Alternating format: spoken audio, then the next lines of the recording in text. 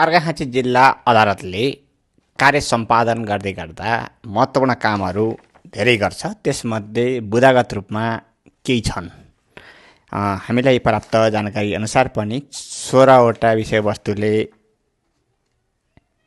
मुख्यतः प्रवेश पाएको छ। अब यहाँ हामीले सम्पादन गर्ने कार्यहरूको विवरणलाई संक्षेपमा म उल्लेख गर्न चाहन्छु। नियमित रूपमा अदालतमा दर्ता हुन आएका मुद्दाहरूको सुनुवाई, कारबाही र किनारा गर्ने प्रमुख कार्य हुन्छ अदालतको। त्यसको अतिरिक्त पक्षहरू कुनै अदालतमा दर्ता भएका मुद्दामा हामी मिलापत्र गर्छौँ, मिल्छौँ, मुद्दा फिर्ता गर्छौँ भनेर आउनुभयो भने हामी जुनसुकै अवस्थामा मुद्दा पुगेको भए पनि त्यही अवस्थाबाट हामीले मुद्दा फिर्ता गरिदिने, मिलापत्र गराइदिने कार्य गर्छौँ। त्यसै गरी देवानी मुद्दा र मिलापत्र हुने प्रकृतिका मुद्दाहरूमा पक्षहरूले सकभर मिलेर समस्याको समाधान गरून् भन्ने हेतुले हामीले पहिलो पटकको सुनुवाईमा त्यस्ता मुद्दाहरूलाई मेलमिलापको प्रयोजनको लागि अदालतको मेलमिलाप केन्द्रमा पठाउने, छलफल गराउने कार्य पनि गर्छौँ। यसको अतिरिक्त अदालतले विशेष प्रकृतिका निवेदन भनेर सुनुवाई गर्ने गरेको छ। त्यस अन्तर्गत अधिकृत वारिसनामा प्रमाणित गर्ने कार्य, संरक्षक प्रमाणित गर्ने कार्य, दर्ताद्वारा विवाह प्रमाणित गर्ने कार्य, मृत्युको न्यायिक घोषणा गर्ने कार्य, आफूले पुनरावेदन सुन्ने स्थानीय न्यायिक समिति र अर्धन्यायिक निकायको कम्तीमा वर्षको एकपटक अनुगमन मूल्याङ्कन गर्ने कार्य, त्यसै गरी अदालतका काम, कारबाही, क्रियाकलाप, कार्यविधिका बारेमा जनताहरूलाई जानकारी गराउने हेतुले स्थानीय तहमा गएर जुडिसियल आउटरिच, न्यायिक बाह्य पहुँचको कार्यक्रम सञ्चालन गर्ने पनि गर्दछौँ। यो कम्तीमा पनि हामीले वर्षको 2वटा यस्ता कार्यक्रम गर्ने गर्छौँ। त्यसै गरी मुद्दाका पक्षले आफ्ना मुद्दाका बारेमा सोध्ने बाहेक मुद्दामा भएको ढिलासुस्ती, प्रक्रियागत जटिलता, कार्यविधिगत जानकारीका बारेमा कुनै गुनासो, उत्सुकता, चासो राख्न चाहेमा त्यो न्यायाधीश समक्ष पेश गर्न, छलफल गर्न, अन्तर्क्रिया गर्न पाउने गरी मिट द जज कार्यक्रम, न्यायाधीशसँग भेटघाट कार्यक्रम, अन्तर्क्रिया कार्यक्रम भनेर हामीले मिट द जज कार्यक्रम पनि चलाउँछौँ। यो पनि वर्षको 2-3वटा हामी सञ्चालन गर्छौँ। त्यसै गरी जिल्लाभित्र रहेका अर्धन्यायिक निकाय र अदालतको काम, कारबाही र फैसला कार्यान्वयनलाई प्रभावकारी बनाउने, मुद्दाको अनुसन्धान, सरकारी वकिलका काम कारबाहीलाई पनि प्रभावकारी रूपमा सञ्चालन गर्ने हेतुले जिल्लाभित्रका न्याय क्षेत्र समन्वय समिति भन्ने एउटा जिल्ला न्यायाधीशको अध्यक्षतामा गठन हुने व्यवस्था छ र हामी जिल्लाभित्रका न्याय सम्पादनसित सम्बन्धित बाधा अड्काउ फुकाउने, त्यसलाई प्रभावकारी रूपमा सञ्चालन गर्ने र भएका निर्णयहरूलाई प्रभावकारी रूपमा कार्यान्वयन गर्ने हेतुले यस्ता बैठकहरू हामी सञ्चालन गर्ने गर्छौँ। त्यस्ता बैठक वर्षको कम्तीमा 2वटा सञ्चालन गर्ने गर्छौँ।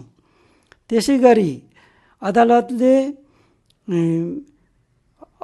सरकारी वकिल र कानुन व्यवसायीहरूको स्वतन्त्र सङ्गठन बार एसोसिएसनसँग पनि हामीले बैठक, अन्तर्क्रिया कार्यक्रम सञ्चालन गर्ने गर्छौँ।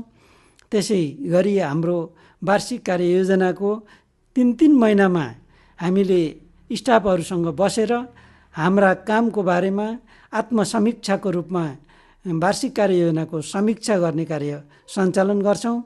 त्यसै गरी स्टाफहरूसँग हरेक महिनाको एकपटक हामीले स्टाफहरूका कुनै गुनासा छन् या अदालतको तर्फबाट सुधार गर्नुपर्ने कुनै कार्यहरू गर्नुपर्ने अवस्था छैन भन्ने सन्दर्भमा हामी अन्तर्क्रिया छलफलको रूपमा प्रत्येक महिनाको एकपटक स्टाफ मिटिङ सञ्चालन गर्ने गर्दछौँ। त्यसै गरी अदालतको काम कारबाहीलाई प्रभावकारी रूपमा सञ्चालन गर्नको लागि अदालतको जनशक्तिलाई पुनर्ताजकीकरण कार्यक्रम सञ्चालन गर्ने, अदालतका काम कारबाहीसँग सम्बन्धित विषयमा प्रशिक्षण, सेमिनार, गोष्ठी, अन्तर्क्रिया कार्यक्रम सञ्चालन गर्ने गर्दछौँ।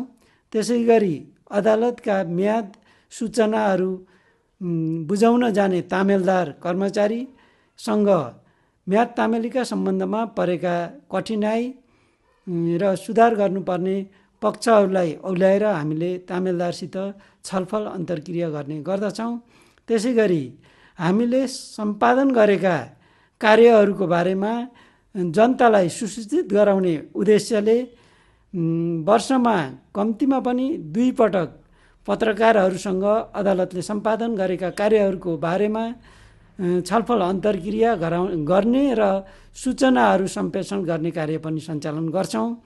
त्यसै गरी जिल्ला न्यायाधीशको अध्यक्षतामा जिल्लाभित्र एउटा मेलमिलाप अनुगमन समिति गठन हुने व्यवस्था छ। यो समितिले जिल्लाभित्रका मेलमिलापकर्ताहरूले मेलमिलापको सम्बन्धमा सम्पादन गरेका कार्यहरूको बारेमा अनुगमन गरी त्यसको प्रतिवेदन केन्द्रीय मेलमिलाप समितिमा पठाउने कार्य पनि गर्ने गर्दछ।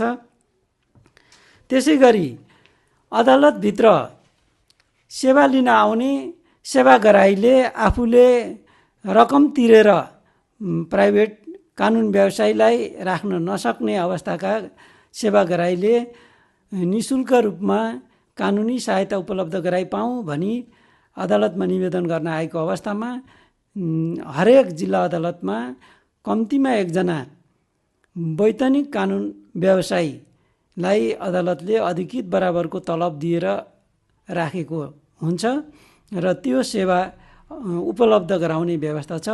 जो कोहीले त्यो सेवा पाऊँ भनेर निवेदन दिएको अवस्थामा अदालतले वैतनिक कानुन व्यवसायीको सुविधा उपलब्ध गराउँछ र त्यसरी वैतनिक कानुन व्यवसायीले सेवा उपलब्ध गराउँदा कुनै सेवाग्राहीसँग फिस शुल्क कुनै दस्तुर लिन पाउनुहुन्न, त्यो व्यवस्था रहेको छ भने।